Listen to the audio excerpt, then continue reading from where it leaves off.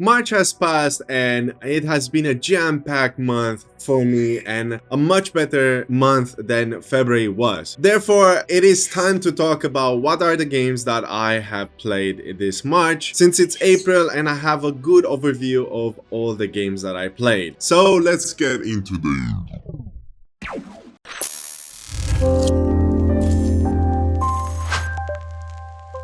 Hi, my name is Vashiral and this is Tellplay, and in today's video I'll be talking and reviewing all the games that I have played in March. I do this every single month going forward, as I like to go and give you a brief review of the games that I played, since I don't get to do this whole one game, one review kind of videos anymore. I want to put everything in a single month where I talk about my backlog and I share a little bit of the things that I played. So if you enjoyed this kind of content and want to see more, feel free to subscribe and turn on the bell notification. And if you like the video, feel free to share it by giving us a like, or if you don't like it, you're free to do as you please. But that being said, let's get into the video. Let's talk about the games that I enjoyed, as it has been a big month for me and I really enjoyed it and I can't wait to talk about it. Right, so the first game that I completed in March was Just Cause 2. I did talk about Just Cause 2 in more detail in February, so if you're interested in knowing more about the game, I did share more thoughts about the game. So overall, I still stand with the same idea behind what this game was all about. Despite being a massive, beautiful game with a lot of distractions and stuff that you could do, I did find it blunt in some areas and quite mundane and tedious to complete. But overall, I'm glad to scrape it off of my backlog and move on to other games on this list. So the second game that I played, and it was for a very short period of time. I didn't manage to complete this game. I did leave it somewhat in unfinished state. For now, I will continue it at some point in time. Just didn't feel like I want to play this game that much. But after completing the first one, I was interested to try the second part and play this one with Armea. And unfortunately, it didn't hit the same way. And I'm talking about The Room 2. This game is a puzzle game like The Room, like the first game. And it really tries to capitalize on the first one, but I felt like it wasn't as strong as the first game in my honest opinion. I really thought that the puzzles were a little bit much more easy. We didn't even have to struggle that much, and the only complicated thing was to remember what each puzzle does, and sometimes you had to switch between each puzzle and one puzzle would help out to solve another one, so you would just have to use your memory and just fiddle about. But overall, the puzzle elements were a lot more straightforward, much more simple, and I really didn't enjoy it as much, and neither did Armea. We left it in the air and we just kind of spent like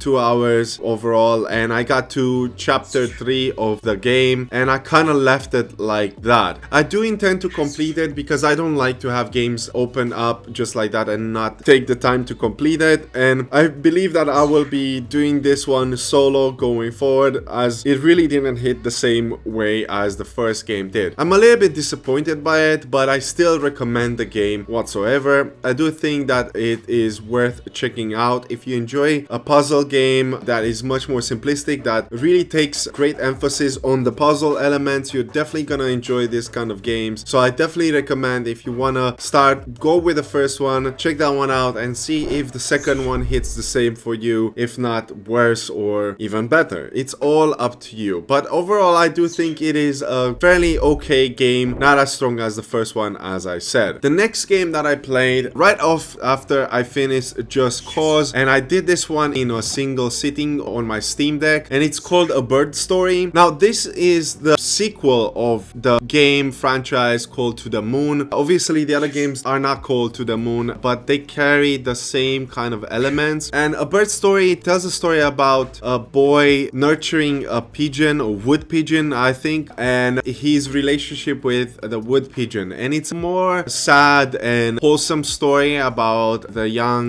boy and the little pigeon, and the whole story turns out quite nicely until the end. I do not want to give too much spoilers, but this game can be really touching for a lot of people. A lot of people liked it, and it really touched home for me because a couple of months ago we were riding to work, and what happened is that we noticed a wood pigeon that was actually hit by a car, and it was still alive, and we took it in our home and tried to look after it, and eventually we gave it to some professionals that took over, and hopefully he is doing much better and he managed to recover. I do not know the situation of the pigeon, but that is a side story, and for me this game really resonated in that kind of way because I was able to reflect and connect with the story a lot more because of that. Still, if you never looked after something like a wild animal or anything like that, you're definitely not gonna have a problem connecting with the story. And what I really like about the game is that it didn't needed any kind of dialogues in order to tell the story. It was using emojis and stuff like that in order to tell exactly what was going on, and sound effects. The graphics looks pretty much the same like to the moon, but there is a downgrade when it comes to the story elements, the characters and whatnot. The whole story emphasizes around the boy and his relationship with the pigeon. There's no other characters that are being presented in the story, and if they are, they're very much left to your own interpretation about what is going on. So the game itself really tries to not hold your hand and lets you build up your thoughts about what this game is all about. Overall, I really enjoyed the story. It wasn't as good as To the Moon, but I still think it was a nice story and a really nice completion if you want to take something off your backlog. If this game has been there alongside To the Moon and other games, definitely play them. I think it's worth checking and experiencing them out. I do recommend playing them on Steam Deck, or if you have a Switch or something that is much more smaller, as these games don't really have that much respect for widescreen big TVs and stuff like that. It's very weird how they plan to actually make this whole game look the way it does, but on a small scale screen, you're definitely gonna not be bothered by this kind of things. It's also a walking simulator, so it's not very much involvement. There's no more puzzles as it was in the first one. Not that the first one had really complex puzzles, but still it lacks a lot of the things that the first one had, and it was, in my opinion, a little bit of a downgrade in some areas, but still I highly recommend it, and it's a very easy completion. Once you finish or beat the game, you get one achievement and bam, you are complete. The next game that I managed to complete this month in March was Gang Beasts. Gang Beasts I played with my wife a while back when I used to set sail on the seas, and I managed to win this game via Steam gifts at some point, and I bought another copy for my wife so we can play this game together or replay this game together. And to be honest, even after replaying the second time this game, I really had a great time. It's a very good party game, super fun. We laughed so much playing together that we literally had a headache after that. It was so funny. This game is really good to play with people, with friends, and I honestly recommend it. I managed to complete this game after spending a couple of, maybe an hour or something like that together with her, but I can say that it was really well worth my time. I did play this game prior to that, as I said, back when I used to set sail, and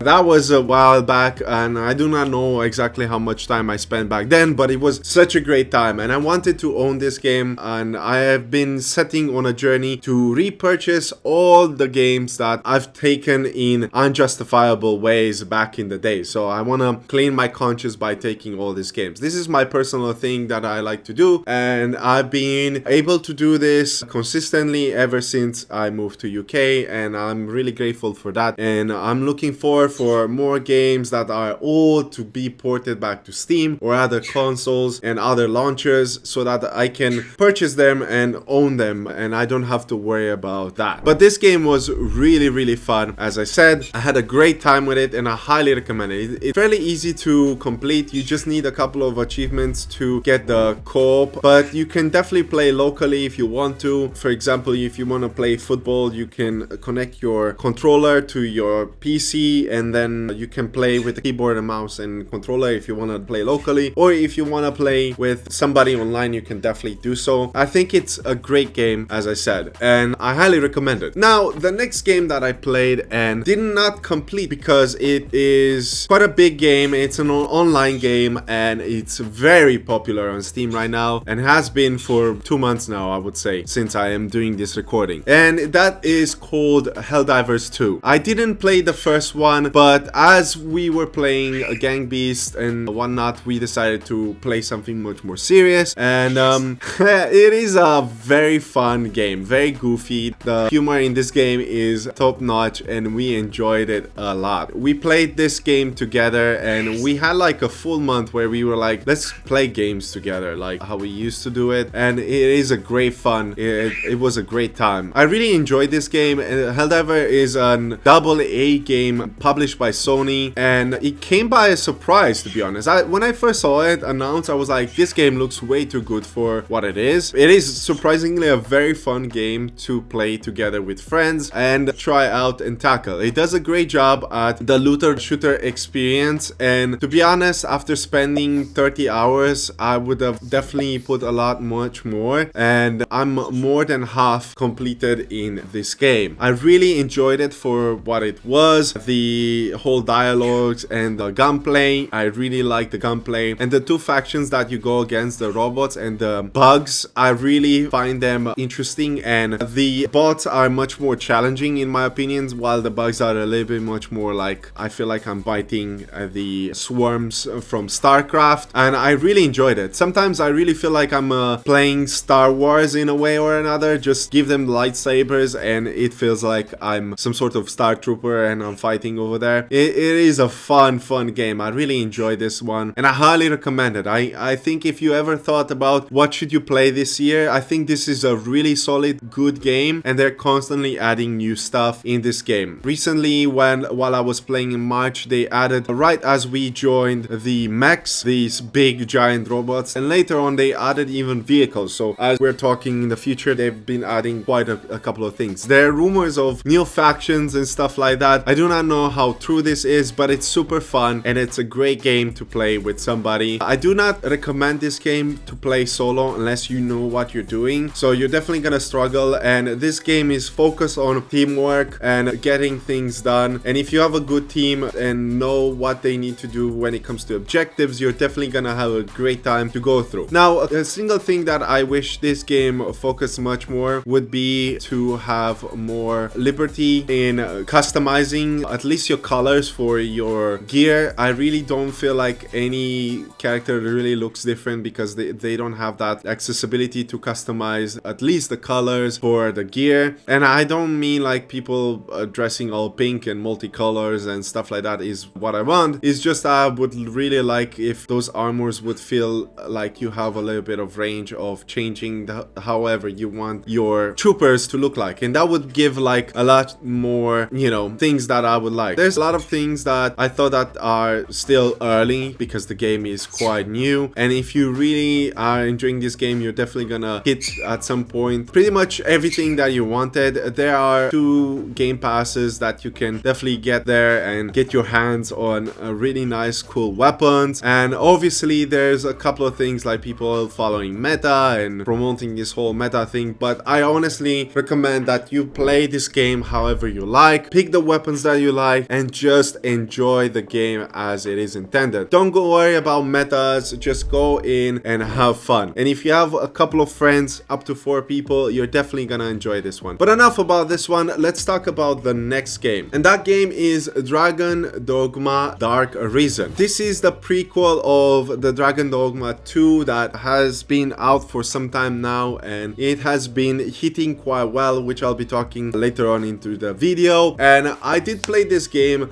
a while back when it was out, and I did play it in ways that I'm happy to say now I own the game, and I decided that, you know what, I want to try to re-experience the game for what it is. Now, I can definitely see that a few elements like the graphics itself are a little bit outdated, and a couple of things are a little bit kind of outdated if you ask me. But overall, the game feels quite good, and I had a great time playing this one. I'm happy that I tried it out before the release of the second one, because that gave me a good experience and overall look for it. And now this game is fairly difficult depending on what difficulty you go for. I did went for hard mode, which was game mode that was introduced later on with all the DLCs and all the stuff inside it, I think, and it did make the game extremely difficult. And in the beginning I died a lot until I discovered that I have friends that played this game and have pawns with higher levels, and they helped me out to carry me throughout the most difficult challenges. And I'm not kidding, this game is hard, like really hard. I would oftentimes question, why did I even go with the hard mode? I could have went with the normal or something, but I did wanted to go for a completion after spending more than 120 hours in the original game and then going for this one. I did feel like I shoot myself in the foot by choosing that difficulty. Still, after I got the pawns that were able to be a lot more higher rank, I felt like I'm starting to do a lot much more damage, and I was able to survive. I wasn't that reliable in combat, but I did enjoy it for what it was, and it was a good refresher for what it is. If you don't know what this game is all about and you never heard about Dragon's Dogma, it's an action RPG. I forgot to mention this, where you basically go and kill cyclops and chimeras and all kinds of mythological Greek creatures, and I really enjoyed it back in the days when I played it, and it is an overlooked game that more people should play it. And now that Dragon Dogma 2 is out, you're definitely gonna want to revisit the first one just to see what this is all about. And if you're asking me if you want to go back and play that one first before that, I would say that the story is not really connected in whatsoever way. And to be honest, Dragon's Dogma 2 does feel like it's more like a reboot than anything else. So you're not missing out if you just want to go with the second one, but if you want to experience the first one, I definitely recommend doing so. That being said, let's talk about the next game, which is Dragon's Dogma 2. Now, I did play this game for roughly about 50 hours. I straight up jumped in the game after the game launched. I did pre-order this game day before. I did knew that I will enjoy this game, and I did. And this game is a beautiful game. I enjoyed it a lot, and I'm still playing it in April, and I'm currently over 100 hours right now as we are talking. So despite not finishing or not getting much out of it and just getting 18 achievements back in March, I did enjoy it a lot. I did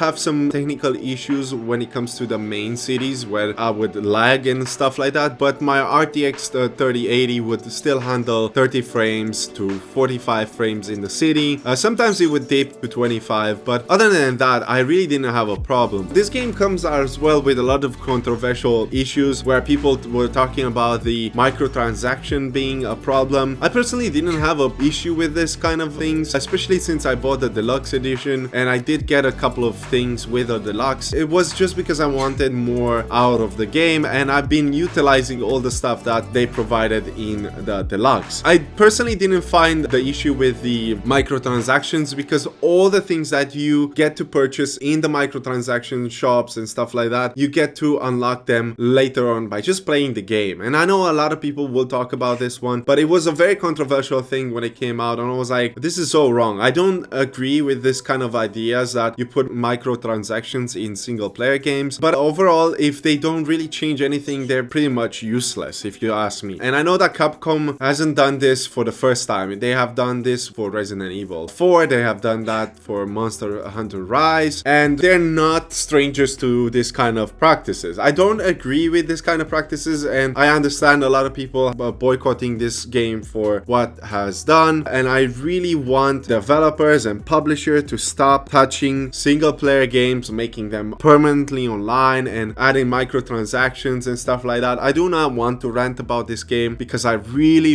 enjoyed it, and I can't wait to share more in April what I think about it. I did have little knowledge at that time regarding the story. I didn't try to go for the story. I really went for exploration, and this game does a perfect job when it comes to that. It really doesn't hold your hand, and it lets you explore the game however you like without worrying about where you need to go next. It can be a little bit daunting if you ask me, especially if you are the type that likes to be held and told where you have to go. But the first game did pretty much very similar job when it comes to that, although it felt much more linear. This game is a lot more open world. You can get different kind of areas. It's kind of like semi-open world, if you want to put it like that. But basically, you do have passages that we want to go, but obviously the open terrains is not that common, but it is an open world game, and it's a gorgeous looking game, and I really enjoyed it. I started with the ranger class, and later on I unlocked a couple of other classes that I enjoy, and I really like that the game allows you to switch between whatever class you like. And there's a couple of additional classes that are introduced, like the trickster, the warfarer, and a couple of old ones that have made a return, and really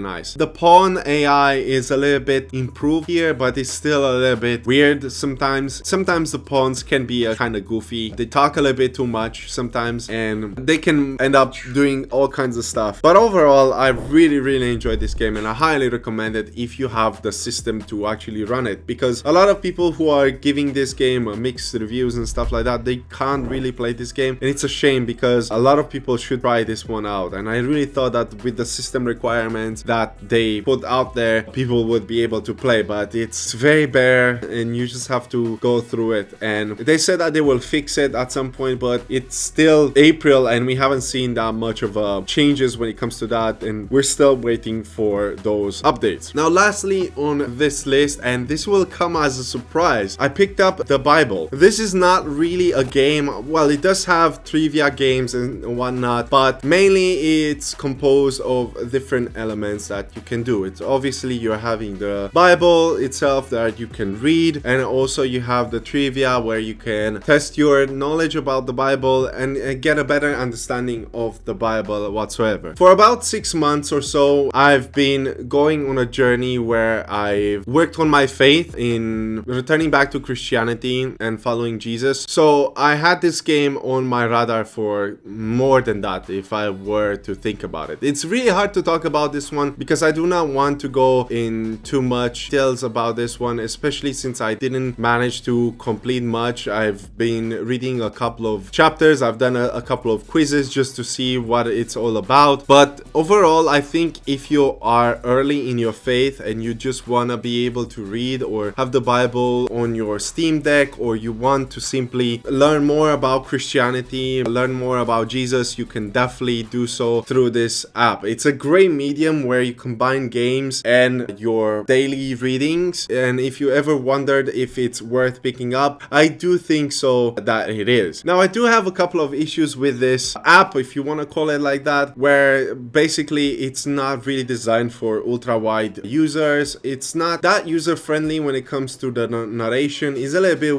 weird on that kind of area. It does use AI, and the AI is not that great. So if you're a person that prefers to use audiobooks and stuff like that, or listen to the Bible in audio format, you're definitely gonna have a little bit of a struggle. At least I did. Eventually they patched in a couple of things and they added a couple of things. I do wish there were more Bible versions that you could pick and choose, and I wish they would improve on that aspect. I also wish that they would modernize the overall UI and how the whole app looks like, if you want to put it like that. It does feel a little bit strange and outdated. I know that they tried to take like a authentic look with something that was made maybe 2000 years ago, but overall it doesn't really feel like that it is that appealing, and I really wanted to address that. But what I do like is the fact that they are constantly updating. So if you're looking to connect with other Christians, or you want to learn more about Christianity, well, definitely this is gonna be an interesting one to pick up and try out and even play or give it a read. I did check a lot of people completing this game in a couple of hours, which is not true because it takes a tremendous amount of time to go through the whole Bible. So I'm gonna give it a good amount of time until I will be able to complete the game entirely and share my honest thoughts about it. But overall, I think I kind of covered everything about this kind of stuff. I know it is a strange pick, and normally you don't hear this kind of stuff from other people, but there you go. I tried the Bible app on Steam, and and it was pretty good, and I can't wait to see more improvements done for this one. So that's all I wanted to talk about. Let me know in the comments down below, what do you think about the games that I shared? Have you played any of them? What are the games that you're playing this month in April? Feel free to drop them down in the comment section below. I'm looking forward to hear your thoughts, recommendations,